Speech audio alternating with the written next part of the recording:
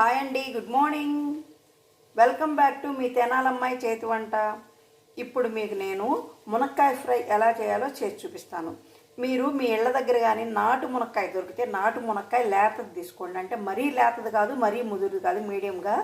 కానీ నాటుకు మునక్కాయ ఉన్నంత టేస్ట్ హైబ్రిడ్ కాయకు ఉండదు. కానీ నేను ఇప్పుడు హైబ్రిడ్ కాయతోనే చేయబోతున్నాను, ఎందుకంటే మనకి నాటు మునక్కాయ దొరకలేదు.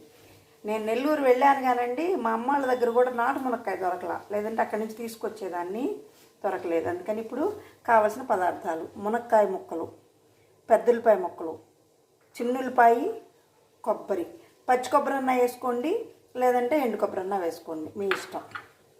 పుటాని అంటే తినే శనగపప్పు, ఎండుమిర్చి, శనగకాయ పప్పులు, కరివేపాకు, సాల్టు, పసుపు, కారం, నూనె.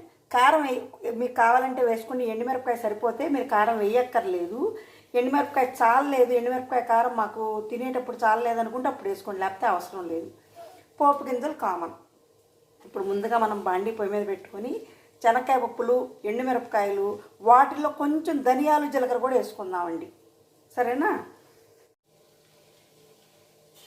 ఈ బాండీలో ముందుగా మనం శనగకాయ పప్పులు వేయాలి. నూనె వేయొద్దండి, నూనె వేయకుండానే వేయించుకుందాం.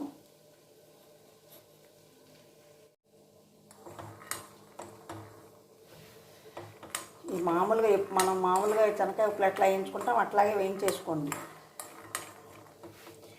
ఇది వేగిన తర్వాత ఎండుమిరపకాయలు వేద్దాం. ఇప్పుడు ఇవి వేగినాయి కదండి, ఇందులో ఎండుమిరపకాయలు వేసేద్దాం. సరిపోతాయండి, ఎందుకంటే మనం తక్కువ మునక్కాయలుగా తీసుకున్నాము. ఇది కొంచెం వేగిన తర్వాత ధనియాలు, జీలకర్ర కూడా వేసుకున్నాము.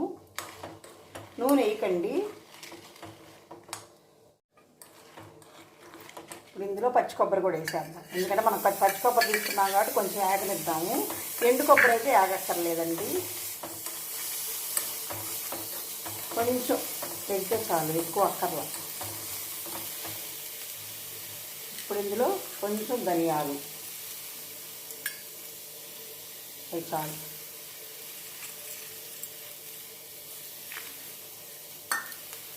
జీలకర్ర,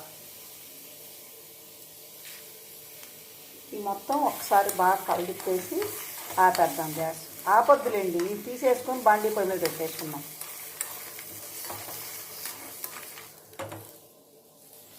ఇవి మీ జార్లో వేసేసుకుంటే కొంచెం ఆరిన తర్వాత మిక్సీ వేసేసుకోవచ్చు. ఇలా వేడి చల్లారకుండా ఇదే బండి పెట్టేసుకుందాం.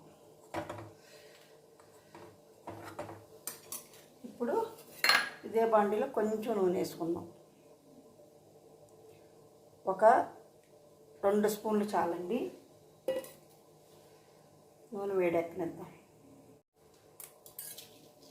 ఇప్పుడు ఒక ఎండుమిరపకాయ వేస్తున్నాం, కొంచెం ఆవాలు, కొంచెం పచ్చిపప్పు, కొంచెం మినపప్పు, ఒక్క చిక్క జీలకర్ర, చాలు.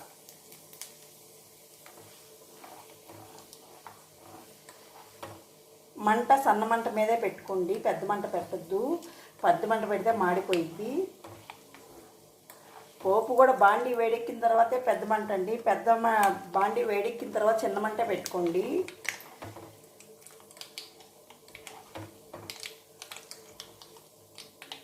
పోపు గింజలు కూడా ఎగిపోయి. ఇప్పుడు మనం ఇందులో చిన్నుల్లిపాయ వేసుకుందాం, ఫ్రెష్ చేసిన చిన్నుల్లిపాయ. ఇప్పుడు వెమ్మటే పెద్దల్లిపాయ కూడా వేసేసుకోండి. టమాటా వేయొద్దండి, టమాటా అస్సలు వేయొద్దు, ఎందుకంటే ఇది మీకు ఫ్రైలాగా వచ్చింది.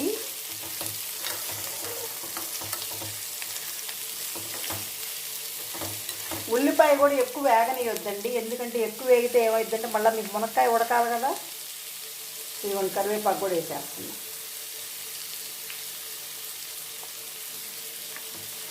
కొంచెం వేగనిచ్చేస్తే చాలు.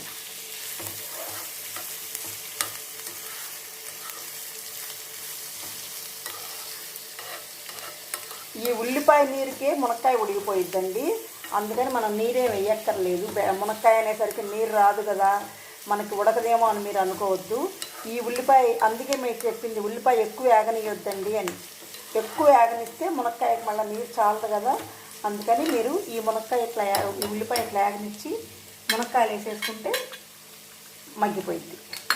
ఇప్పుడు ఇందులోని మునక్కాయలు వేసేస్తుంది. నీరు అస్సలు వేయద్దు.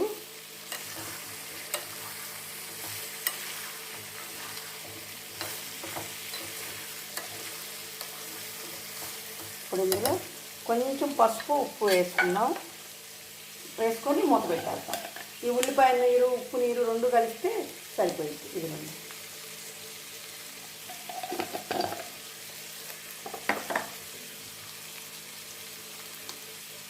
ఉప్పు చూసేసుకుందామండి. ఎక్కువైతే మనం ఏం చేయలేము, అందుకని తక్కువే పట్టుద్ది, ఎక్కువేం పట్టదు. మీరు పొడిలో ఉప్పు వేసుకోకండి, ఎందుకంటే దీంట్లో ఉప్పు వేస్తున్నాం కాబట్టి మళ్ళీ రెండు కలిపి ఎక్కువైపోతాయి. ఒక్కసారి ఉప్పు ఎక్కువైతే ఏం చేయలేము, తక్కువైతే మనం వేసుకోవచ్చు, లేదనుకుంటే సర్దుకొని అన్నంలో అయినా కలుపుకోవచ్చు. కానీ ఉప్పు ఎక్కువైతే మనం ఏం చేయలేము. ఇప్పుడు ఇంకా మూత పెట్టాక ఇట్లా కాసేపు సన్నమని ఉడకనిద్దాం. ఇప్పుడు ఒకసారి మూత మధ్య మధ్యలో ఇలా కలిపెడుతూ ఉండండి, ఎందుకంటే మాడకుండా ఉంటుంది.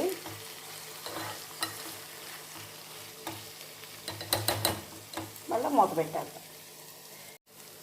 ఎప్పుడైనా సన్న మంట మీదే ఉడకనివ్వండి, మంట పెడితే మాడిపోయింది.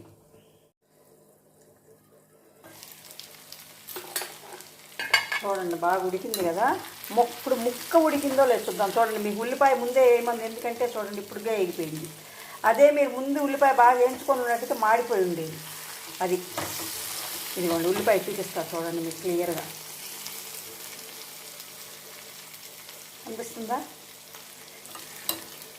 ఇదిగోండి ముక్క కూడా ఉడికింది. ఇంకొక 2 నిమిషాలు ఉడకనిద్దాం, ఎందుకంటే ముక్క బాగా ఉడికితే బాగుంటుందండి. ఉడికింది కానీ ఇంకొంచెం మళ్ళీ అలాగే మూత పెట్టేసి ఒక 5 నిమిషాలు ఉంచుతాం. ఇప్పుడు ఒకసారి బాగా కలిగి పెట్టేసుకొని అప్పుడే వేసేసుకున్నామండి. అంటే ఇప్పుడు ఏమేమి వేసుకున్నాము? శనక్కాయ పప్పులు, ఎండుమిర్చి, కొబ్బరి, పుటాని అంటే తినే శనగపప్పు, ధనియాలు, జీలకర్ర, చిన్నులపై దాంట్లో వేసుకున్నాం కాబట్టి దీంట్లో ఇంకా అయ్యక్కర్లేదు. ఇదిగోండి. పొడి కూడా మనం చూపించినంత వేసుకోవద్దు, మీకు సరిపోయినంత వేసుకోండి, ఎందుకంటే మళ్ళీ ఎక్కువైతే ఎందుకు ఎక్కువ పొడి పొడిగా ఉంటుంది.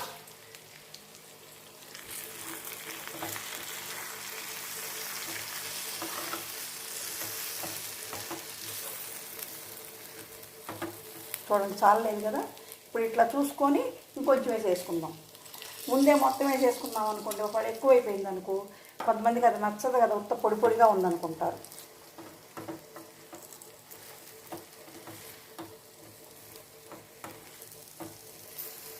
వేసి చూడండి అట్టు వచ్చిందా.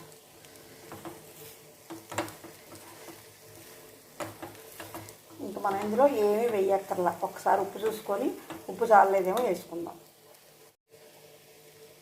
కొంచెం ఉప్పు తగ్గిందండి, కొంచెం లైట్ వేస్తున్నాను.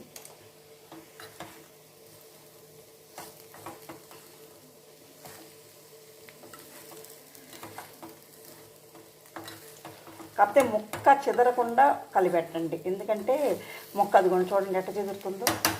అంటే బాగా ఉడికిపోవాలి, ఉడికిపోతే అట్లా చెదురుద్ది, అందుకని మనం చెదరకుండా ముక్క కలుపుకోవాలి.